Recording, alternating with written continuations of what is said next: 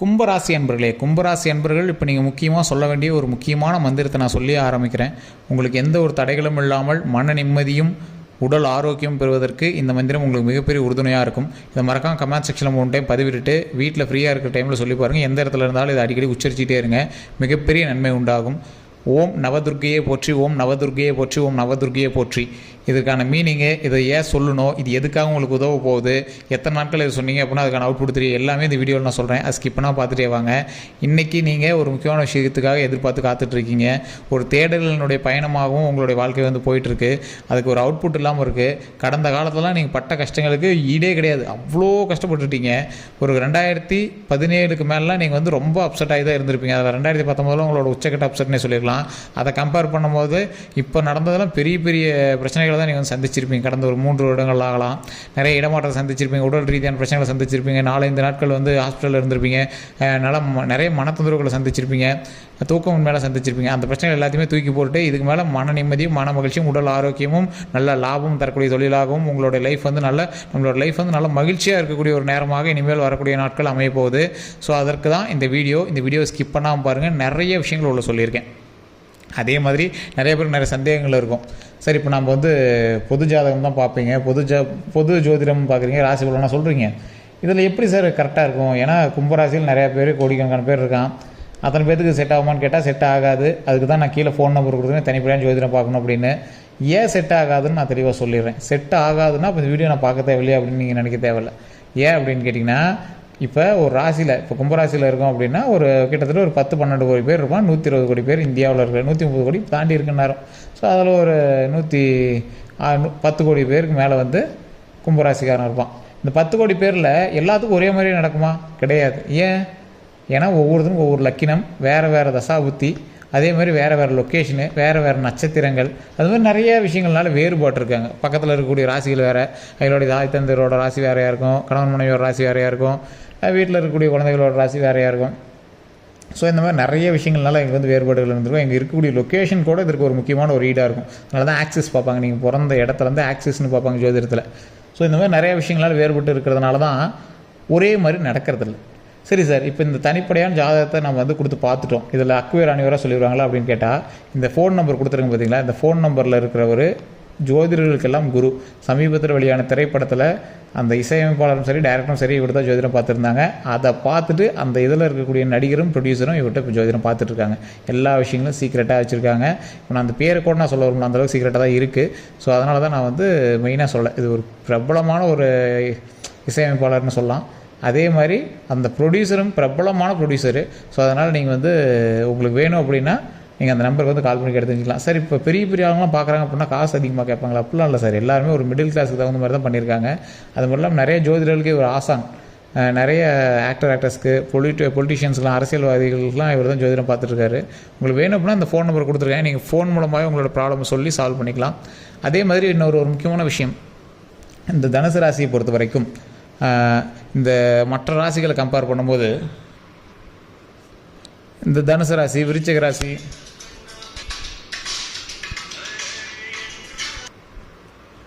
மற்ற ராசிகள் எல்லாமே வந்து பார்த்திங்கன்னா ஒவ்வொரு தெய்வத்தை நம்பி இருக்கும். ஒரு தனுசு விருச்சிக ராசிலாம் பார்த்திங்கன்னா ஒரு முருகனுடைய வழிபாடு. ஸோ இந்த மாதிரி ஒவ்வொரு இதை நம்பியிருக்கும். ஆனால் இந்த கும்பராசி மட்டும் நேரத்துக்கு நேரம் இவங்களுக்கு எல்லா கடவுளும் உதவுவாங்க. இந்த கும்பராசியில் இருக்கிறவங்களோட பண்புனல்னு பார்த்தா அள்ளி கொடுக்கக்கூடிய கரங்கள்னு சொல்லுவாங்க. முதன்மையான ஒரு அரசர்களோ இல்லை மிகப்பெரிய ஆசான்களோ மிகப்பெரிய ஒரு துறையில் இருக்கிறவங்களோ இந்த கும்பராசிக்காரர்களாக தான் இருப்பாங்க. சரி, அப்படியே இல்லை அப்படின்னா நீங்கள் வந்து சும்மா கூலி வேலை பார்த்துட்டீங்க அப்படின்னாலும் உங்களை நம்பி அங்கே 10 பேர் கண்டிப்பாக இருப்பான். நீங்கள் ஆர்டர் போட்டு கேட்குற மாதிரி தான் இருப்பாங்க எந்த இடத்துல நீங்கள் இருந்தீங்க அப்படின்னாலும்.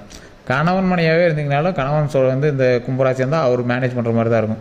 பெண்களுக்கு கும்பராசி இருந்தால் அவங்க வந்து டாப்பாக பேசுகிற மாதிரி தான் இருக்கும். ஸோ இந்த மாதிரி தான் வந்து அமைப்பே இருக்குங்க.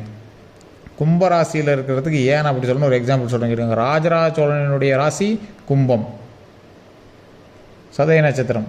ஸோ இந்த மாதிரி ஒரு ஆளுமை கொண்ட ராசி இந்த கும்பராசி. கும்பராசியில் இருக்கிறவங்களாம் ஒரு ஹைலைட்டான பர்சன்னே சொல்லலாம். என்னைக்காக இருந்தாலும் இங்கே வந்து ஒரு ஆளுமை. 10 ரூபாய்க்கு கூட என்கிட்ட வழி இல்லை சார் அப்படின்னு நினைக்கிறவங்க கூட, ஆனால் அந்த இடத்துல 10 பேர்த்துக்கிட்ட அவன் வந்து ஹெட்டாக பேசுகிற அளவுக்கு திறமையான ஆளாக இருப்பான். அப்படியே இல்லை அப்படின்னா இவங்ககிட்ட கேட்டு போய் பண்ணணும் அப்படிங்கிற அளவுக்கு இந்த கும்பராசிக்காரன் பெரிய ஹைலைட்டாக இருப்பான். 100 பேர் நின்னாலும் அதில் இவனுக்கு ஒரு தனி மரியாதை இருக்கும், தனி கௌரவம் இருக்கும். சார் அவன் ஏழையாகவே இருக்கட்டும், ஆனால் அவனுக்கு தனி மரியாதை இருக்கும். ஆனால் இந்த கும்பராசிக்காரில் பொறுத்த வரைக்கும் சிலர்லாம் ஏழையாகவே இருக்க மாட்டாங்க. ஏதோ ஒரு வகையில் பணம் வந்து எங்கிட்ட சுற்றிட்டே இருக்கும். மிகப்பெரிய செல்வந்தராகவும் இருக்கிறதுக்கான வாய்ப்புகளும் அதிகமாகவே இருக்குது. இந்த கும்பராசிக்காரர்கள் எங்களோட லைஃப்பில் கண்டிப்பாக மிகப்பெரிய செல்வந்தராக தான் இருப்பாங்க. இல்லை சார் அப்படிலாம் ஒன்றும் இல்லை சார் அப்படிலாம் நீங்கள் சொல்கிறீங்க.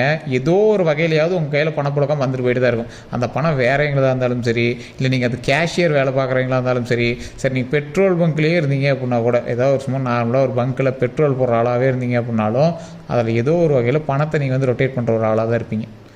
ஸோ அதில் உங்களை நம்பி மற்றவங்க வேலை பார்க்குற மாதிரி ஒரு ஆளுமை திறன் கொண்டவங்களாக தான் இருப்பீங்க. சார் கும்பராசியை பொறுத்த வரைக்கும் நல்ல ஒரு கௌரவமான ராசிங்கிறது ஒரு பக்கம் இருந்தாலும், மற்றவங்களுக்கு செய்யணும்னு நினைக்கிற ராசி. ப்ராக்டிக்கல் மேன், யதார்த்தவாதி அப்படின்னு சொல்லலாம்.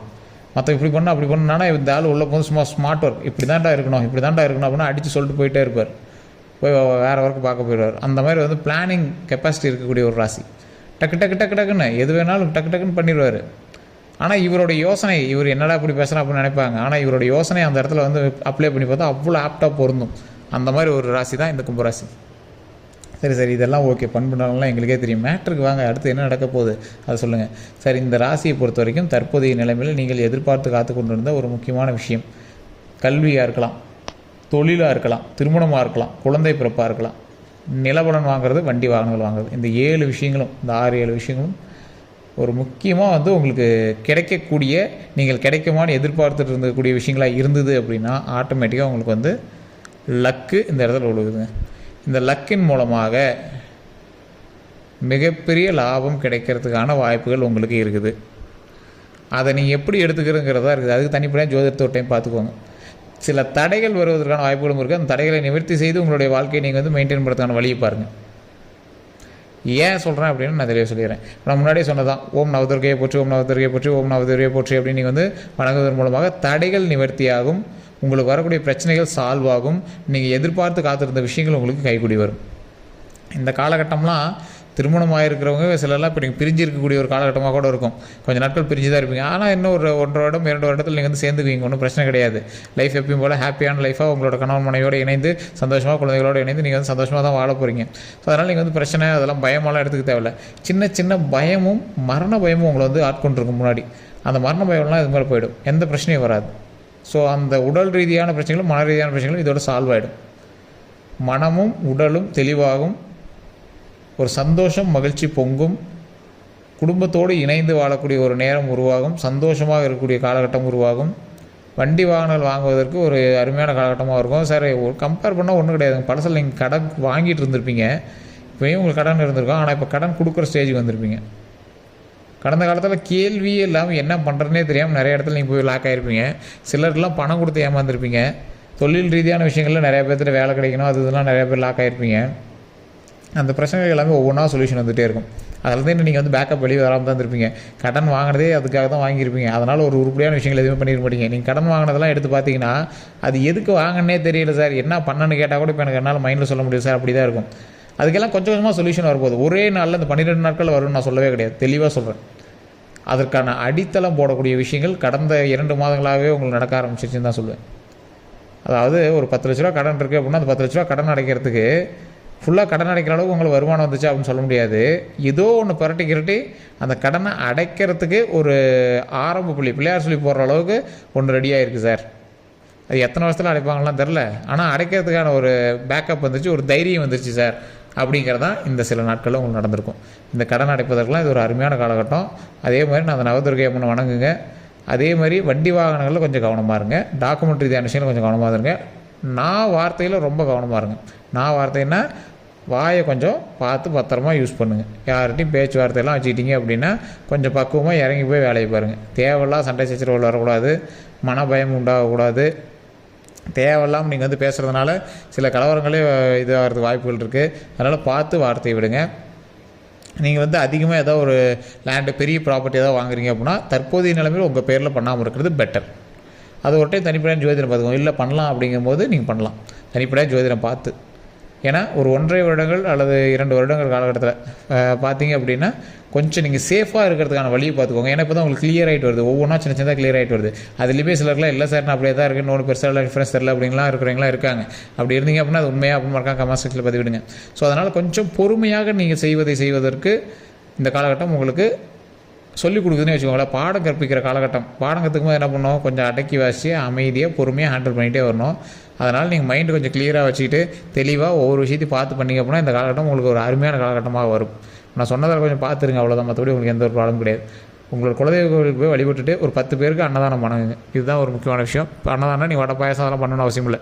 தயிர் சோறோ புளி சோறோ எலுமிச்சை சோறோ ஏதோ ஒன்று கலரி ஒரு 10 பேத்துக்கு இல்லை 5 பேத்துக்கு கொடுங்க. அது ரொம்பவே நல்லது. அதுதான் உங்களுக்கு மிகப்பெரிய பரிகாரம். அதே மாதிரி வீண் சண்டை சச்சரவு போகக்கூடாது. மற்றவங்களுக்கு ஜாமீன் கையெழுத்து போகிறதுக்கு போடக்கூடாது. தேவையில்லாத வார்த்தைகளை விட்டு வாங்கி கட்டிக்கூடாது. இதுதான் முக்கியமான விஷயமாக கருதப்படுதுங்க. மற்றபடி எந்த ஒரு ப்ராப்ளம் கிடையாது. நீட்டான ஒரு காலகட்டமாகவும் இந்த காலகட்டம் வந்து அமையுது. ஸோ இந்த வீடியோ பிடிச்சா லைக் பண்ணுங்கள், உங்களோட நண்பர்கள் போயிருங்க. வேறு ஏதாவது சந்தேகங்கள் இருந்தால் மறக்காம கமெண்ட் செக்ஷனில் பதிவு விடுங்க. இது ஃபேஸ்புக்கில் பார்க்குறீங்க அப்படின்னா ஃபாலோ பண்ணிக்கோங்க. ஃபேஸ்புக்கில் குரூப்பில் நீங்கள் வந்து ஷேர் பண்ணுங்கள். கண்டிப்பாக ஒரு ஷேராக பண்ணிவிட்டு வாங்க. அதே மாதிரி நீங்கள் யூடியூப்பில் பார்க்குறீங்க அப்படின்னா பெல் பட்டனை ப்ரெஸ் பண்ணிக்கோங்க. சப்ஸ்கிரைப் பண்ணிட்டு பெல் பட்டனை ப்ரெஸ் பண்ணி அதில் ஆல் அப்படிங்கிற கிளிக் பண்ணிக்கோங்க. எல்லோருக்கும் நன்றி நண்பர்களே.